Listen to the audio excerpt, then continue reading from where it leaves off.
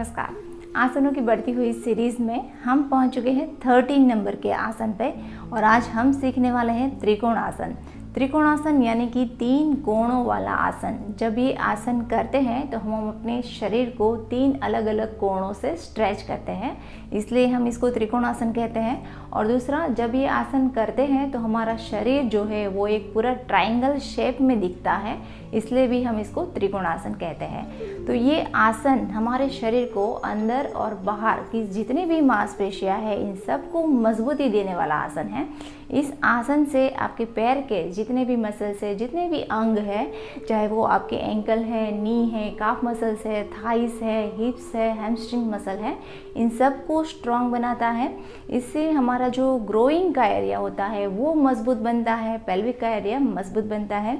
और इस आसन से बांझपन, नपुंसकता या इनफर्टिलिटी, मेनोपॉज या लेडीज से रिलेटेड जितने भी प्रॉब्लम होते हैं ये सब भी ये दूर करता है। कमर का दर्द, साइटिका का पेन भी रिलीफ होता है इस आसन से। और इस आसन से जो स्ट्रेस है, डिप्रेशन है, एंजाइटी है, ये सारी समस्याएं भी दूर करने में आपकी मदद करेगा। तो इस आसन के काफ़ी सारे फ़ायदे हैं और ये आसन करते वक्त आपको कुछ सावधानियां ज़रूर बरतनी है। जिसको भी हाई बीपी है या डायरिया है या सर दर्द रहता है उन लोगों को ये आसन को अवॉइड करना चाहिए या तो कुछ सावधानियों के साथ इस आसन को करना चाहिए। तो जिसको भी हाई बीपी की समस्या है वो ये आसन करते वक्त ऊपर की ओर ना देखते हुए उसको ज़मीन की ओर, नीचे की ओर देखना है, तो इस बात का ध्यान रखना है। और जिसको भी गर्दन में दर्द रहता है वो लोग भी ये आसन जब करते हैं तो उसको भी ऊपर देखने की बजाय अपने सामने की ओर देखने की कोशिश करनी है। तो ऐसे कुछ सावधानियों के साथ हर कोई इस आसन का अभ्यास कर सकता है। तो अभी ये आसन करना कैसे है ये देख लेते हैं।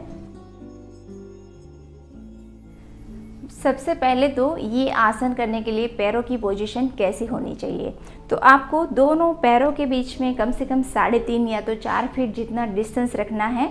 अगर आपकी हाइट ज़्यादा है या कम है तो उस हिसाब से आप डिस्टेंस को ज़्यादा या कम कर सकते हैं। अब दोनों पैरों की जो हील है वो एक लाइन में रहेगी। अब जिधर आपको नीचे की ओर झुकना है वो वाला पैर का पंजा ऐसे 90 डिग्री आपको ले आना है और जो पीछे वाला पैर है उस पैर के पंजे को हल्का सा आगे की ओर यानी कि 15 डिग्री जितना आप मोड़ के रख सकते हैं। तो ऐसे पहले तो हम पैरों की पोजीशन ले लेंगे। अब दोनों ही पैरों के ऊपर आपका जो वज़न है वो एक समान आना चाहिए और दोनों पैरों को आपको घुटनों से मोड़ते हुए बिल्कुल नहीं रखना है। दोनों ही पैर जो है वो पूरे सीधे होने चाहिए। तो ये हो गई हमारे खड़े होने की पोजीशन।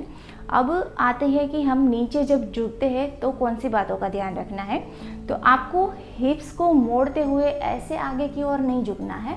आपको ये हिप्स का जो पोस्चर है उसको ऐसे सीधा रखते हुए ऐसे ही कमर से नीचे झुकना है। आपके टॉर्सो को ऐसे नीचे की ओर ले जाते हुए आपको आगे झुकना है। तो जितना आप नीचे जा सकते हैं अपनी कैपेसिटी के हिसाब से उतना आप नीचे जाइए। आपका हाथ ज़रूरी नहीं है कि ज़मीन के ऊपर लगे। अगर ज़मीन पे नहीं लग पाता है तो आप जहाँ तक नीचे जा सकते हैं वहाँ तक भी अपने हाथ को टिका सकते हैं। तो ऐसे भी आप इस आसन को कर सकते हैं, लेकिन प्रॉपर तरीके से इस आसन को करना बहुत ही इम्पोर्टेंट है। तो आपको जो अपना कमर का पोर्शन है उसको ना ऐसे आगे की ओर झुका कर रखना है और ना ही ऐसे पीछे की ओर। इसको बिल्कुल ही मिडल में न्यूट्रल पोजीशन में रखना है। अब सांस को भरेंगे, हाथों को ऐसे शोल्डर लेवल पर ओपन कर लेंगे। अब सांस को छोड़ते हुए जो पैर 90 डिग्री है उधर की ओर हम झुक रहे हैं आगे।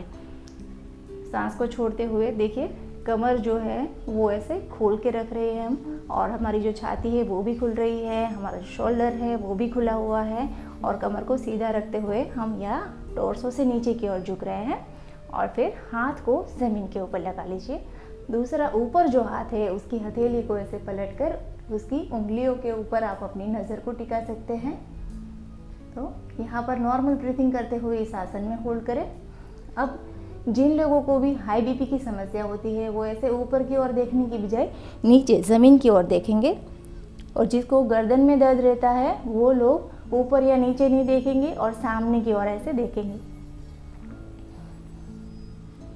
तो यहाँ पर नॉर्मल ब्रीथिंग करते हुए आप 30 सेकेंड या अपनी क्षमता के अनुसार इसमें रुक सकते हैं और फिर सांस को भरते हुए ऊपर की ओर आ जाए। ठीक इसी तरीके से दूसरे साइड करना है। पैरों की पोजीशन चेंज कर लेंगे। जो पैर 90 डिग्री था वो 15 डिग्री और जो 15 डिग्री था वो 90 डिग्री। अब कमर को सीधा रखेंगे, सांस भरते हुए हाथों को ऐसे ओपन कर ले और सांस को छोड़ते हुए धीरे धीरे कमर से नीचे झुकिए।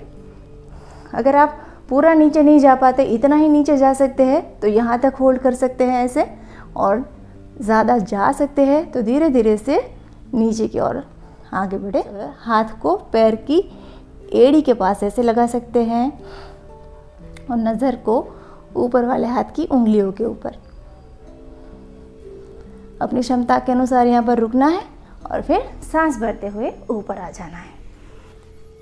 तो इस तरीके से आप इस आसन को दोनों पैरों से बारी बारी करिए और हर बार अपनी क्षमता के अनुसार या तो 30 सेकंड तक भी आप इस आसन को होल्ड करके रख सकते हैं। लेकिन ध्यान रखें, एक पैर से जितनी देर आपने होल्ड किया है ठीक उतनी ही देर तक आपको दूसरे पैर से भी होल्ड करना है। बस इसी के साथ आज की इस वीडियो हम यहीं पे ख़त्म करेंगे और अगला आसन मैं सिखाने वाली हूँ परिवृत्त त्रिकोणासन। तो उसको जानने के लिए अगर अभी तक आपने चैनल को सब्सक्राइब नहीं की है तो चैनल को सब्सक्राइब करें, बेल आइकन को प्रेस करें, जिससे जैसे ही वीडियो अपलोड होती है तो उसकी नोटिफिकेशन आप तक मिल पाए। और वीडियो अगर पसंद आई है तो वीडियो को लाइक कीजिए, कमेंट कीजिए, अपने दोस्तों के साथ शेयर कीजिए और वीडियो से रिलेटेड आपके कोई भी सजेशन है तो आप मुझे कमेंट करके बता सकते हैं। धन्यवाद।